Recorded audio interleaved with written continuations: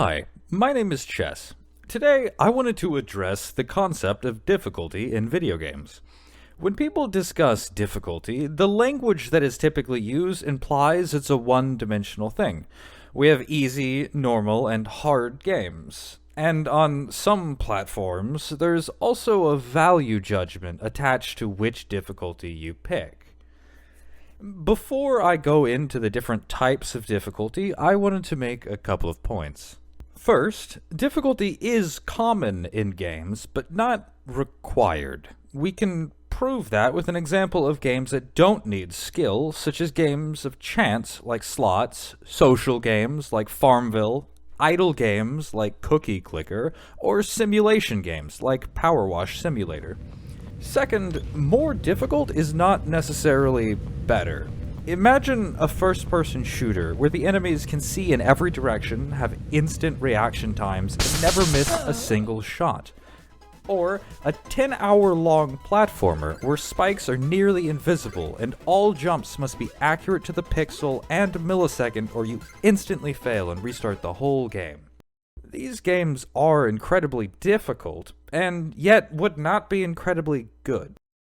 A lot of the time, difficult games are not about the player having a lot of skill, they're about making the player feel like they have a lot of skill.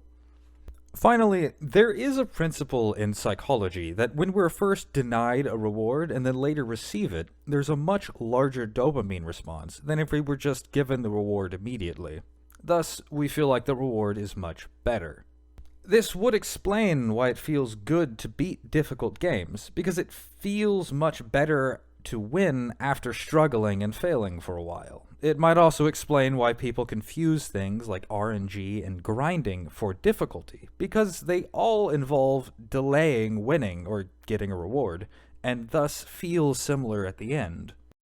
Now with that out of the way, let's take a look at the gameplay loop. The following diagram and the types of difficulty included are largely based on a paper called A Diagnostic Taxonomy of Failure in Video Games. Please check out the description for a link to the paper for more information of the types of failure they list and their conclusions. Players interact with the game by processing output like images or sounds and encoding input by doing things like pressing buttons or moving a controller. The learning loop starts with in-game knowledge, as the player will have some preconceived notions of what the game is going in from advertisements, genre knowledge, or cultural understanding.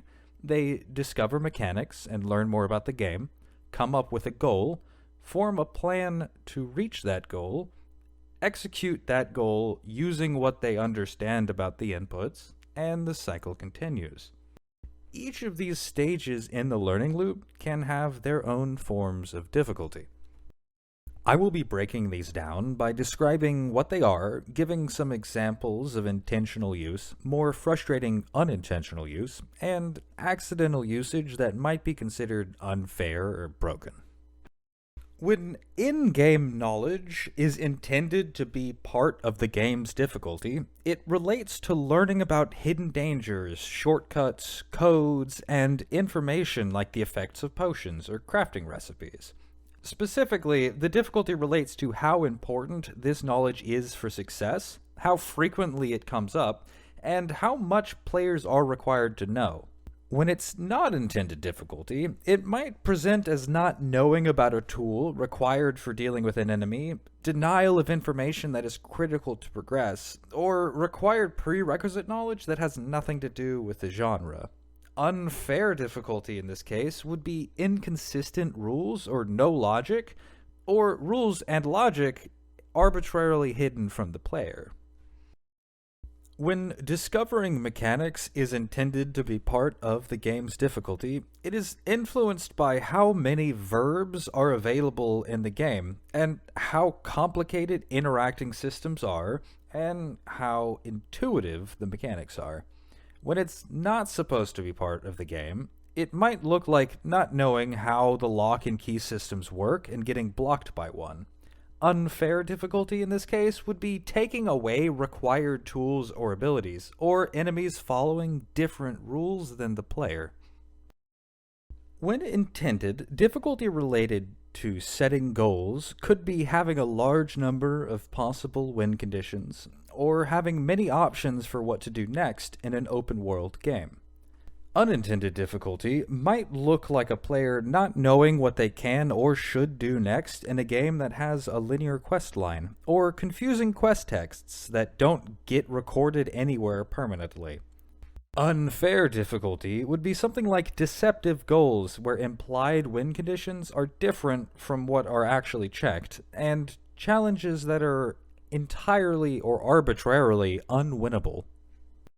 Planning-related difficulty relates to how complex a mental model must be to plan what to do next, how many strategies or actions are available, or how much optimization is possible.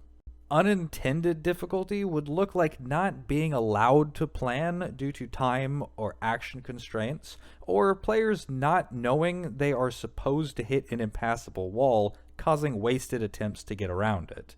Unfair difficulty would be being unpredictably locked out of progression, not being able to tell what part of a plan led to failure, and outcomes being determined by uninformed yet permanent decisions.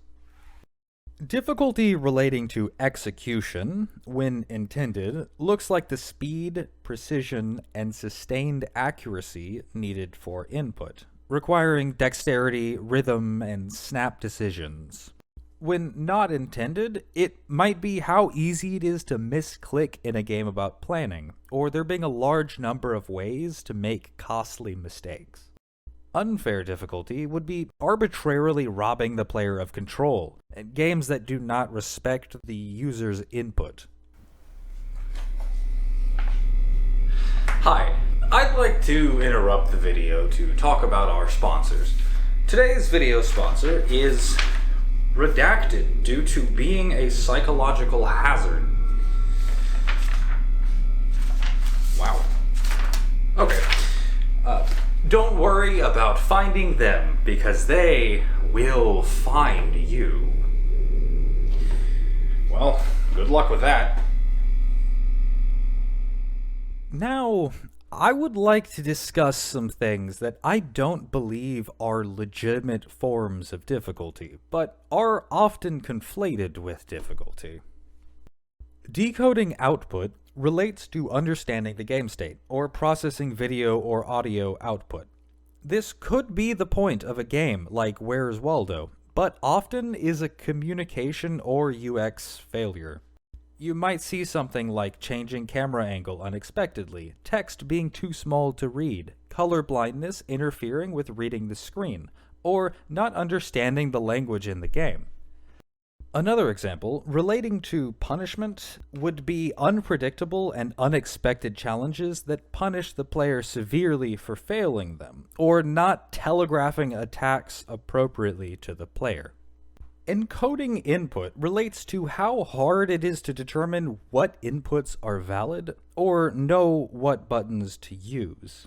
This being difficult usually amounts to an accessibility issue, like being physically unable to use certain controls, not knowing what buttons to use, or being unable to rebind inputs to something more usable for the player. Luck is often used as a way to make games seem harder or provide players with a chance to make interesting decisions. Things like randomized events, card draws, loot drops, and random world generation are good ways of providing unique scenarios. Bad usage might be getting bad RNG that prevents the player from completing goals, blocking progress arbitrarily. It can even feel very unfair when bad luck factors in after the player makes decisions, such as shooting someone point blank and then missing. Commonly, when people discuss games like MMOs, and those touted for their difficulty, they talk like time is part of the difficulty. Difficult games do often require some amount of time to be invested to beat, but this is ideally spent in a flow state where the player is constantly learning. Grind, manual work, and mindless labor is not difficulty. It's just a tool to extend game time and make the player feel accomplished without actually needing to increase the difficulty. This can be seen as a bad thing when the player feels like their time is being wasted, when time is artificially inflated by making enemies bullet sponges, or taking away progress as a punishment. It can even be used unfairly against the player with things like fear of missing out. Working memory seems like something that could be used as a difficulty dial, since it is more difficult to hold 3 things in your head than 1. But there are set human limits to working memory, and tweaking this quickly becomes a design failure instead of difficulty. When tracking what is going on, using inductive reasoning and spatial thinking relate to working memory, there's only so much a human can hold in their head. Forcing the player to remember, calculate, or track things without giving them tools to help is often just frustrating. Also, asking a human to hold more than 4 or 5 things in their mind at the same time is unfair, as it's essentially impossible. So, ultimately, this is something to keep in mind when working on difficulty involving things like planning, inductive reasoning, and spatial thinking, but it's not a reasonable thing to increase arbitrarily to increase difficulty. Punishment is often wrongly confused for difficulty. This can be measured with questions like, how many mistakes can a player make before a failure state? How long do they have to sustain skilled play? And how much progress is lost upon failure? The problem is, whenever you punish a player to increase difficulty, the punishment is not the actual difficulty. Taking away progress requires more time. Taking away abilities requires more planning. Taking away resources or adding negative effects requires more precise execution. I have already gone into a lot of detail about why punishment is bad game design in previous videos, but I'll point out here that increasing difficulty as punishment usually leads to positive feedback loops that render games impossible. This might be intended when any mistake is supposed to end the game, but it is often overlooked when unintended.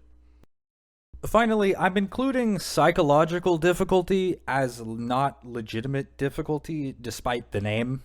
Games that are punishing, hard to play emotionally, upsetting, depressing, annoying, etc. are not actually difficult as it relates to gameplay and mechanical failures.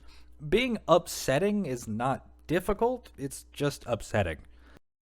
In conclusion, I hope that breaking difficulty down into distinct, well-defined categories, it makes it easier to accurately analyze and compare games. Additionally, when designing games, having more specificity in what exactly you mean by difficulty allows for much more consistent design. If I missed anything in the video, please feel free to leave a comment. I hope this has been helpful. Until next time, have a nice day.